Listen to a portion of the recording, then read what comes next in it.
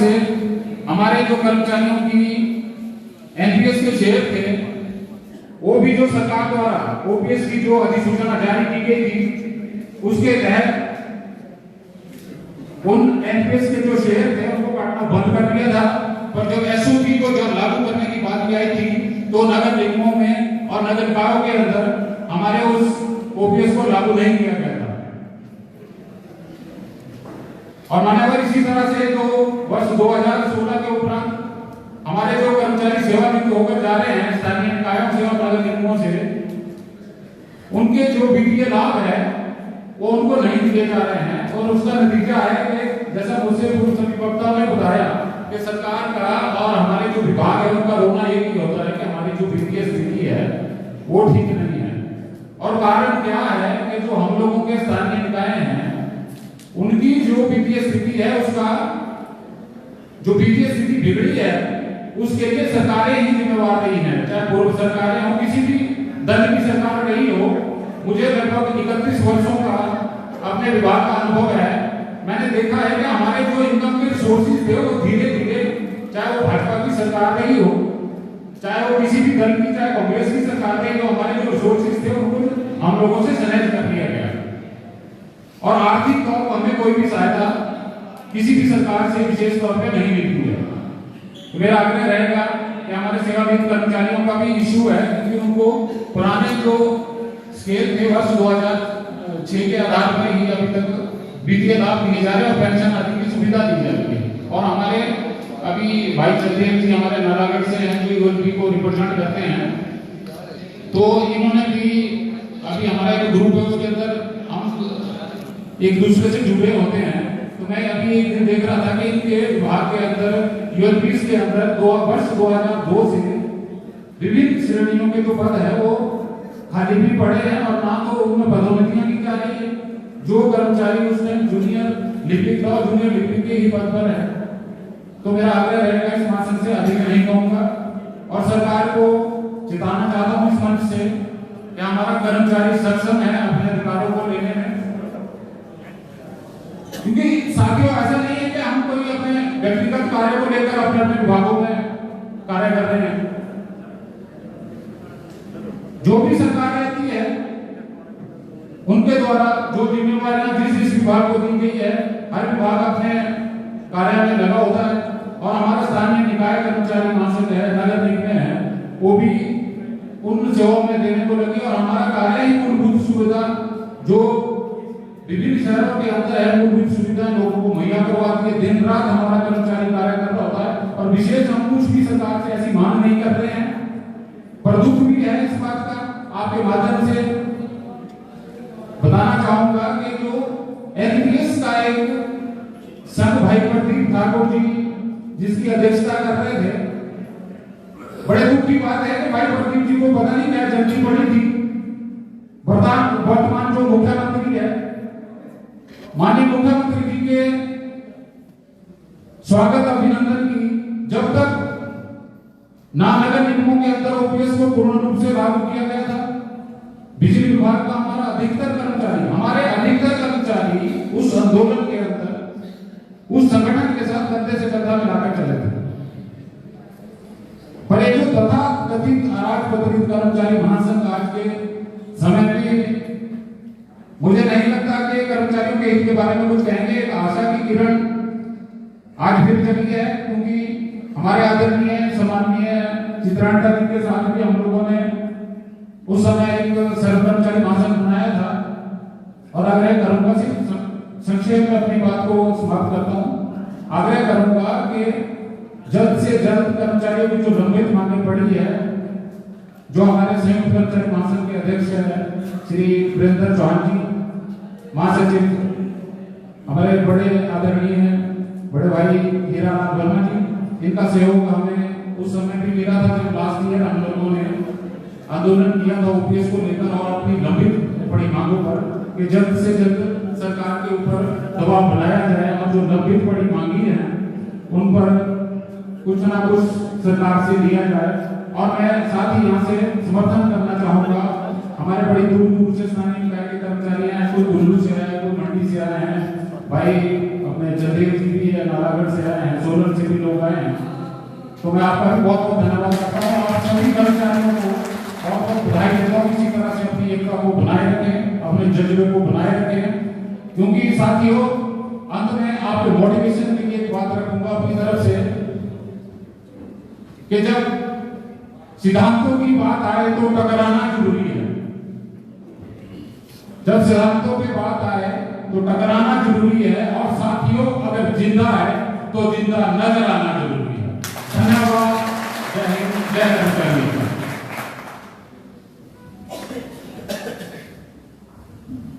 Thank you. मैं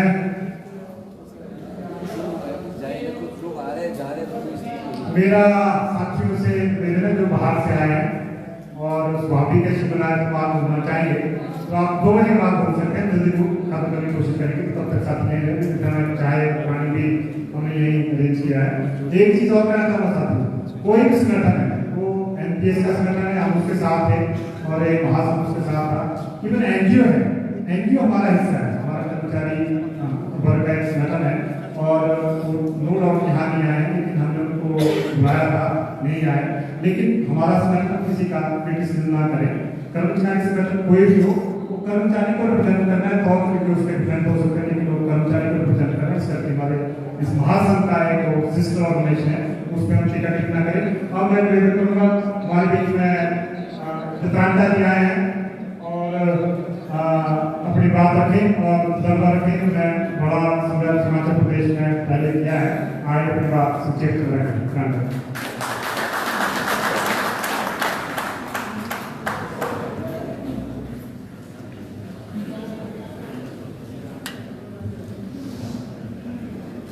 मंच पर विराजमान अध्यक्ष मंडल और सभागार में उपस्थित हिमाचल प्रदेश के विभिन्न संगठनों से नेतृत्व कार्य पदाधिकारी, आप सभी का यहाँ शिमला में अभिनंदन भी करते हैं और आभार भी प्रकट करते हैं। मेरा सौभाग्य है कि आज मैं आप लोगों के बीच में, हालांकि मुझे 10 साल रिटायरमेंट हो चुके हैं, परंतु मैंने कभी महसूस नहीं किया कि मैं रिटायर हो रहा हूँ। हमारी जो संगठन की ताकत है वो परिवार की तरह होती है। आपकी जो सोशल फैब्रिक है वो संगठन से बनती है, वो सरकारों से नहीं बनती। तो अपने संगठन को इतना ताकतवर बनाओ, इतना सशक्त बनाओ कि आपकी जिंदगी में आने वाली पीढ़ी भी आपको याद करे। सरकारें आती हैं, जाती हैं, परंतु पानी का बहाव चलता रहता है। नदी कभी रुकती नहीं, वो समुद्र बन जाती है। उस समुद्र की शांति को शांति के रूप में ना देखें, अगर वो उग्र हो जाती है तो वो सैलाब भी है। तो आज आप लोगों ने जो ये संयुक्त संघर्ष या महासंघ आपने बनाया है, हमें इसकी 2009 में जरूरत पड़ी थी। सर्व कर्मचारी संगठन हमने हिमाचल प्रदेश में बनाया था। तो जब हमारा 5वां वेतनमान आया था 2006 का, तो उस वक्त भी हमारे जो एरियन और दूसरी चीजें रोकी गई थी, तो हमने 70 संगठन को है संगठित किया था। और वो संगठन की ताकत है, जिसमें हमने सचिवालय के दौलत राम चौहान जी होते थे और महासचिव राजेंद्र जी चौहान होते थे, उनको भी हमने इस संगठन के अंदर भी रोया था। परंतु कई बार सत्ता जो है वो भारी पड़ती है, भारी तब पड़ती है जब हमारी कमजोरियां बहुत ज्यादा नजर आती है। संगठन एक ऐसा हथियार है जो बड़ी बड़ी सरकारों को झुका देता है। कर्मचारी कोई ओहदा नहीं, कर्मचारी एक मुद्दा है। मुद्दे के आधार पर कर्मचारी की लीडरशिप डिफाइन नहीं होती। अगर वो मुद्दे को लड़ता है, उसकी गुट की जो गरिमा है वो खत्म हो जाती है। इसलिए हिमाचल प्रदेश का जो कल्चर है, हमने 1986 में कैपिटल राउंड मात्र सिर्फ 100 रुपया मिलता था, परंतु 100 रुपए के अंदर भी माननीय मुख्यमंत्री को सड़क पर उतार दिया। ये शक्ति आपके मुद्दे की है और संगठन की है। उसके बाद आपका 90 का नो वर्क नो पे का संगठन को क्या संघर्ष रहा, तब भी आपकी जीत हुई है। कोई बात नहीं है, नो वर्क नो पे तो पहले भी लगता था, लीव ऑफ काइंड ड्यू होता था, वो आपके कंडक्ट रूल में है कि अगर हम नौकरी नहीं देंगे, संघर्ष करेंगे, वो लीव ऑफ काइंड ड्यू के रूप में काटा जाता था। परंतु उसका प्रसार और प्रचार जो है वो हमारे विपरीत किया गया। आज समस्या हमारे सामने इतनी विकट है कि हर आप समाज में जाओ कर्मचारी खा गया, सत्ता के पास जाओ कर्मचारी खा गया। ये हमें समझाने और समझने की जरूरत है। आज जो मुख्यमंत्री महोदय आपकी नल की टैप को, वो लीकेज को नहीं देख रहा पाएगी, ये मानसिकता गवर्नमेंट को अपनी बदलनी पड़ेगी कि पानी का नलका बंद कर दो, परंतु जो लीकेज पाइप में चली हुई है उसको बंद नहीं करना।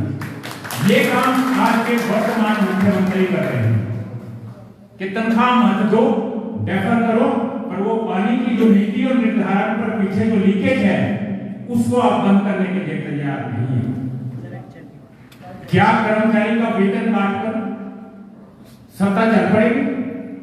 क्या विदेश प्रदेश का कर्मचारी एक ऐसी कड़ी है जो जनता की पल्स को भी समझती है और सरकार की नीति और नियम को भी समझती है। उस कड़ी का जो अहम रोल है, जो इंस्ट्रूमेंट है, जो इंस्ट्रूमेंटली है, वो एक कर्मचारी संगठन है। वो हमें वो ताकत बतानी पड़ेगी। आज सचिवालय ने पहल की है, कभी पहल नहीं करते थे। हमारा तजर्बा है कि लास्ट में जब कंक्लूडिंग पे जब एनजीओ और कॉर्पोरेट सेक्टर मिलकर लड़ाई लड़ते थे, हमने वो दहशतें भी सही। 1991 का आंदोलन हुआ, 19 कर्मचारी जो है डिसमिस हुए थे और 40 से 45 के बीच में टर्मिनेट हुए थे। हमें अंडरग्राउंड जो है रहना पड़ता था, घरों में सर्विलेंस थी, घर को घेर के रखते थे 4 बजे, छोटे छोटे बच्चे उस टाइम पढ़ते थे स्कूलों में, जिनको टेरराइज किया जाता था। वो भी वक्त था। 2-3 दिन नेगोशिएशन सचिवालय के अंदर हुई, हमने अनकंडीशनल इस वजह से छोड़ी थी कि हम अपने इंटेग्रिटी को जो है नहीं गिराना चाहते थे, कर्मचारी की इंटेग्रिटी को। परंतु आज सत्ता के सामने बैठने की जरूरत नहीं है। आप अपने संगठन की ताकत को बढ़ाओ। मुद्दा आपका ज्वलंत है, एलियन हमारी हार्ड अर्न वेज है, हम वेज बेचते हैं। हमारे को कोई ये खैरात नहीं देते हैं। हम यहाँ आते हैं अपनी वेज को, अपने पोटेंशियल को, अपनी कैपेसिटी को, अपनी कैपेसिटी को पूरे आप 35 और 40 साल के दौरान जो है, जब आपके अंदर क्षमताएं होती है, वो प्रदेश के विकास के लिए वो क्षमताएं आपकी लगती है। ना कि वो किसी चाटुकारी बड़े बड़े मुख्यमंत्री आए। मैं ठाकुर रामलाल जी को भी फेस किया है, मैंने राजा वीरभद्र सिंह जी को भी फेस किया है, शांता कुमार जी को भी फेस किया है, धूमल साहब को भी फेस किया। ट्रांसफर भी होती रही, चंबा भी गए, कोंटा भी गए, सब जगह ऊना भी गए, पर हमें इस चीज की परवाह नहीं की। हमने हमेशा संगठन की ताकत को समझा है और मुद्दे की ताकत को। आपका मुद्दा ताकतवर है तो कोई भी व्यक्ति, कोई भी सरकार जो है आपका वादा नहीं कर पाएगा। आज आप लोगों को संगठित होकर जो पहल की है वीरेंद्र चौहान जी ने और हीरालाल वर्मा जी ने, ये इनिशिएशन इस प्रदेश के कर्मचारियों की एक नींव रखेगा आने वाले समय के लिए। कर्मचारियों का जिंदाबाद, जिंदाबाद, जिंदाबाद, जिंदाबाद, जिंदाबाद। आज आप लोगों के सामने एक चुनौती है। सरकार हम लोग बनाते हैं, उनसे हम नहीं बने, सरकार को हमने बनाया है। इस बात को आपको समझना पड़ेगा। जो इंस्ट्रूमेंटल वर्क आप लोगों का है प्रदेश के विकास में, आप जंगल के उस कोने में जाते हैं जहां अधिकारी का या पॉलिटिशियन का कोई हिस्सा नहीं पहुंचता है। बारिश हो, बर्फ हो, तूफान हो, हिमाचल का कर्मचारी जो है वो चाहे बिजली बोर्ड का है, चाहे फॉरेस्ट का है, चाहे एजुकेशन का है, वो उस किनारे को छूता है हिमाचल प्रदेश के जिसमें कोई जाने को तैयार नहीं है। आपको एक छोटा सा उदाहरण मैं अपनी कॉर्पोरेशन का देता हूँ, फॉरेस्ट कॉर्पोरेशन से रिटायर हुए। हमारे लोग 1400 आदमी को रिट्रेंचमेंट करने की बारी है कि सड़क पर इनको रिट्रेंच करवाओ। राजा वीरभद्र सिंह जी की सरकार थी, मैंने इनिशिएट किया कि हम रिट्रेंच एक भी आदमी को नहीं होने देंगे, क्योंकि उसमें 454 आदमी अनपढ़ थे, इलिटरेट जिसको बोला जाता है। जब नेगोशिएशन हुई, अमित मेहता जी सेक्रेटरी फाइनेंस थे, उन्होंने कमरे में मेरी मीटिंग में मेरे मुंह पर फाइल तो जो आरएनपी रूल होते हैं वो कम से कम 8वीं पास क्लास 4 के लिए होते हैं, कम से कम 8वीं पास होना जरूरी है। मैंने बताया कि सर 1985 में जो भर्ती हुआ था ये रूल तब लगने थे, आप 2007 में ये बात कर रहे हैं, और हम जिस कमरे में बैठ रहे हैं उसकी तनख्वाह उन लोगों के, उन अनपढ़ लोगों को जो 50 करोड़ का कस्टोडियन है, जो जंगल में रहता है, तूफान में रहता है, उसके पास एक टेंट दिया हुआ है रहने के लिए, और रात में बनवासी आता है, उसको पेड़ों से बांधते हैं। वो हमारे से ज्यादा काबिल है। अगर किसी सेक्रेटरी फाइनेंस या किसी दूसरे की हिम्मत है तो आप 2 घंटे उस तूफान में रहिए, आप 2 घंटे उस जंगल में रहिए, तब आपको महसूस होगा कि क्या नौकरी होती है और क्या सेवाएं देते हैं, और अपने बच्चे को जो है हजारों किलोमीटर दूर जो है वो अपने छोड़ के परिवार को आता है और इस परिवार में जुड़ता है, और ये परिवार देखता है वो परिवार जिससे हमने नाता मात्र सुबह और शाम का रखा है, परंतु यहाँ आपका जो है 12 से 18 घंटे का नाता है इस संगठन के अंदर। तो हमें इस संगठन को जितना हो सके बनाना चाहिए। थोड़ा सा मैं आपको पेंशन पर लगाना चाहता हूँ कि ओपीएस, एनपीएस और ये जो यूपीएस आया है और ईपीएफ, थोड़ा सा मैं उसकी आपको लाइन बताना चाहता हूँ। ये जो ओपीएस है ये पेंशन, ओपीएस जो है ओल्ड पेंशन स्कीम नहीं है, इट इज एन सिस्टम। मैं 14 साल से सुप्रीम कोर्ट में अपने कॉर्पोरेट का पेंशन का केस लड़ रहा हूं और हाई कोर्ट और उसके अंदर 14 साल। तो इन लोगों की जो ये सिस्टम है ओपीएस है सिस्टम, इसको स्विच ओवर किया था एनपीएस से, जो कि आपकी 98 में एनडीए गवर्नमेंट की जो कमेटी थी उन्होंने तो ये बताया था कि जो जितना भी बजट आपका जा रहा है ये एम्प्लॉय जो रिटायर है ये अनप्रोडक्टिव है, जो हीरालाल जी ने पहले भी बताया कि ये जो है जो हम रिटायर हो चुके हैं, हमारी उपयोगिता ना घर में है ना बाहर है ना और जगह है।